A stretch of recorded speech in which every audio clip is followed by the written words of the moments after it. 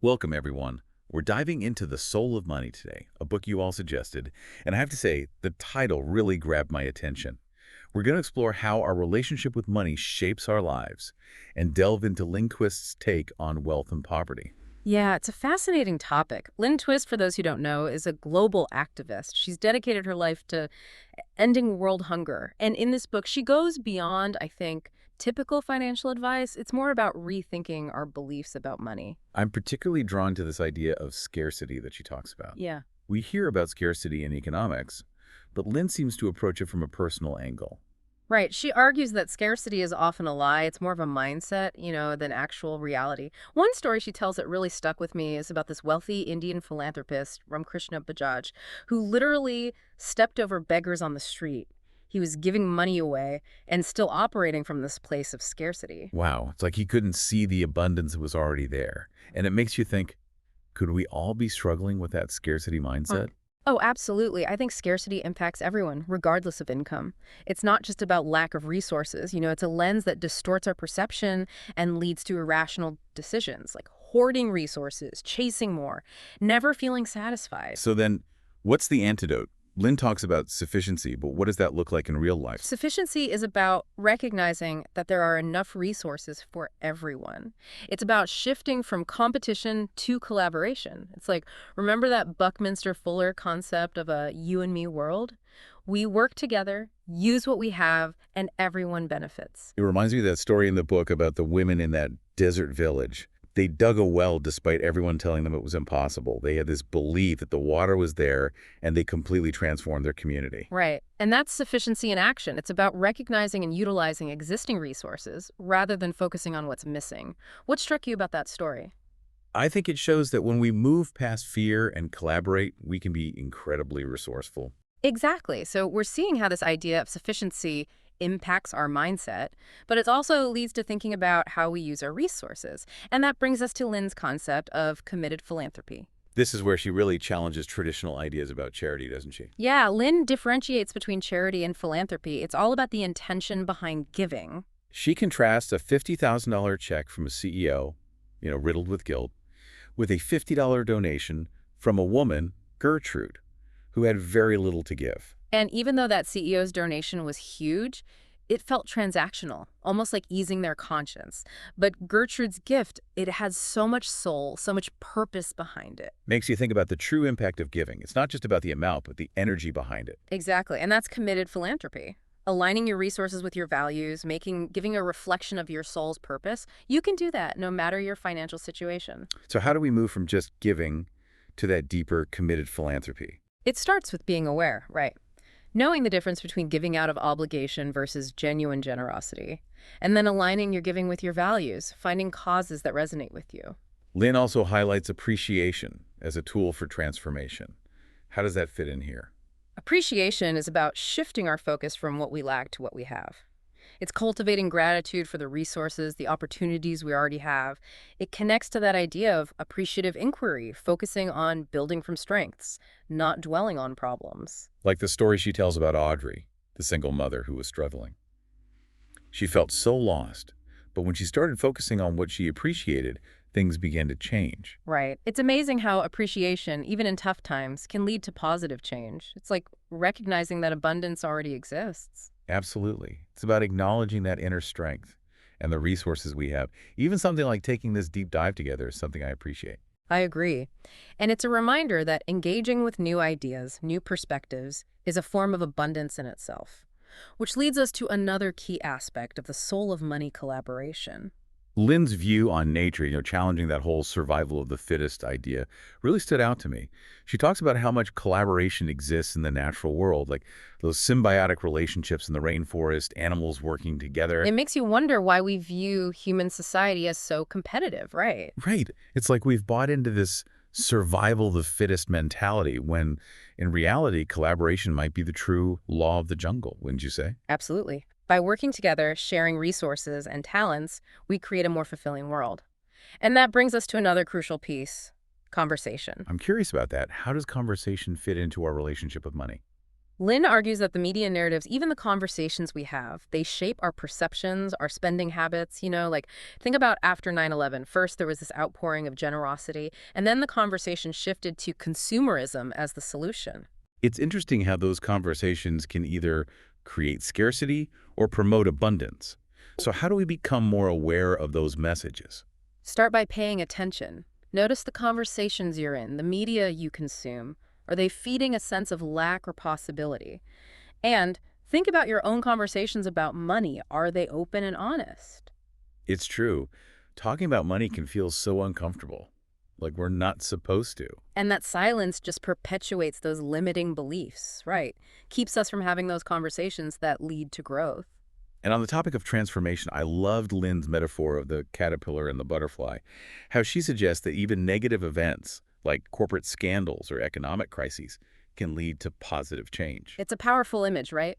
The caterpillar seemingly dissolving into chaos, only to emerge as a beautiful butterfly. So even in those times of breakdown, there's hope for something better. Exactly. And it reminds us that we're not powerless. We have a role to play in shaping that future, and it begins with our individual choices. This deep dive is already so thought-provoking. What would you say are the key takeaways so far? Well, we've seen how that lie of scarcity can hold us back and explored the power of sufficiency, appreciation, committed philanthropy, and collaboration as antidotes. And how those conversations we have, they really do shape our reality. And ultimately, I think the message is transformation is possible, both individually and collectively. And that's something to hold on to.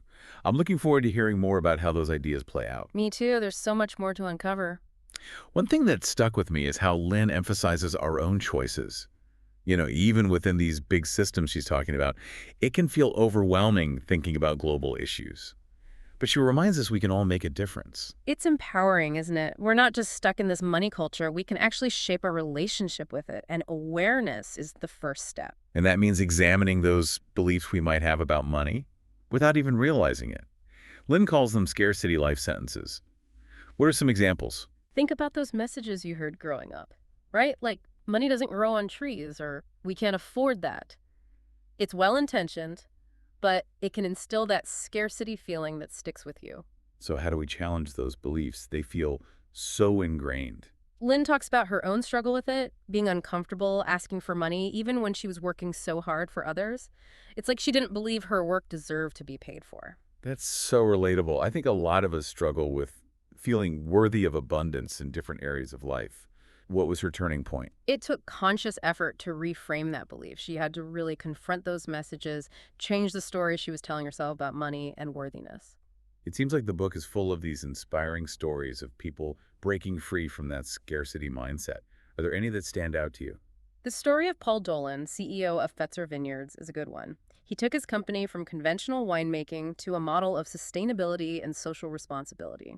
So he found a way to live his values through his business without sacrificing profit. Exactly. Fetzer Vineyards is a great example of how sufficiency and success can actually go hand in hand. And there's that story of the Magnificent Seven in Bangladesh. They turned this barren piece of land into a thriving farm using those principles of sufficiency and collaboration. Right. They didn't wait for outside help. They used what they had and created their own abundance. It's amazing. It shows what we can achieve when we shift our perspective. All these stories emphasize the importance of intentionality, don't they? Yeah, intentionality is key. It's about bringing awareness to our financial lives. Earning, spending, giving. Lynn says money carries the energy of our intentions. If it's fear or greed driving us, that's reflected in our choices. But if we approach money with generosity, with purpose, it can be a force for good. Exactly. It's about aligning your money with your values, using it to create the world you want to see. Which brings us back to that conversation piece. Lynn really stresses breaking the silence around money. What do you think she means by that? I think it's about being open, having honest conversations about our financial challenges, our values, our aspirations, creating spaces where we can support each other and explore possibilities. But where do we even start? Money is such a taboo topic for a lot of people. It starts small. Talk to a trusted friend, a family member about your goals or your struggles. Join a group where money is discussed openly. Baby steps. Lynn talks about her time at the UN Women's Conference in Beijing.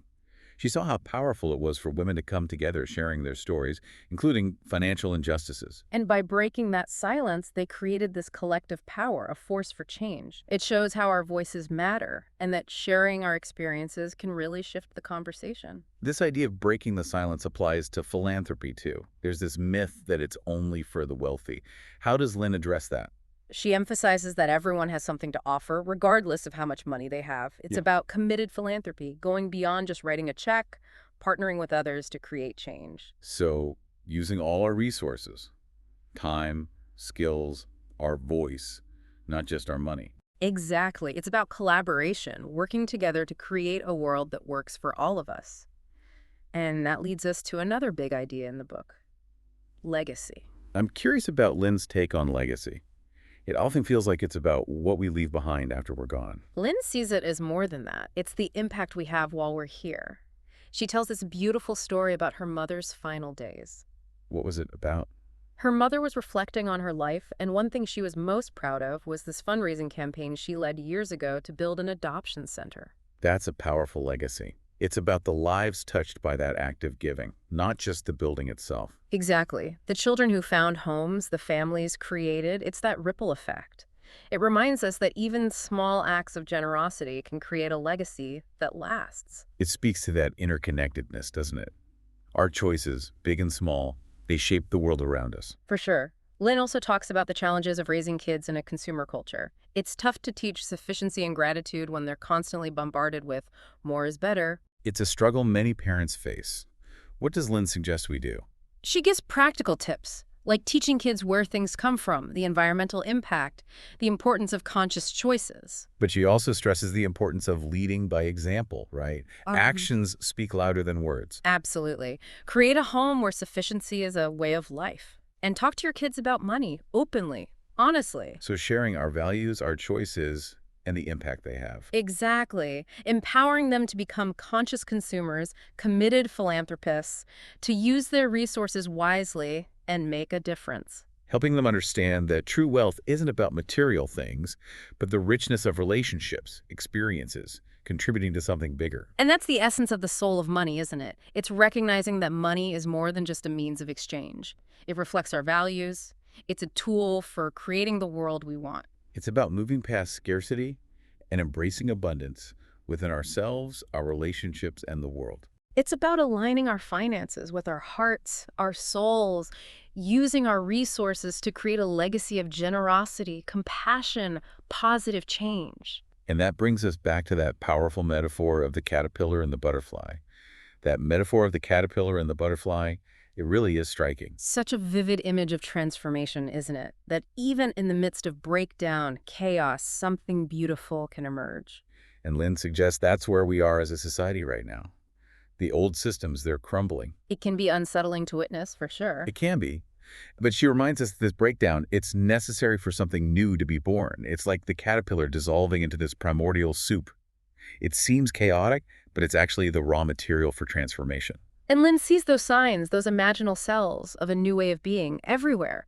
People living with sufficiency, embracing collaboration, using their resources for good. It gives me hope, honestly, that we're not powerless against these global challenges. We all have a part to play.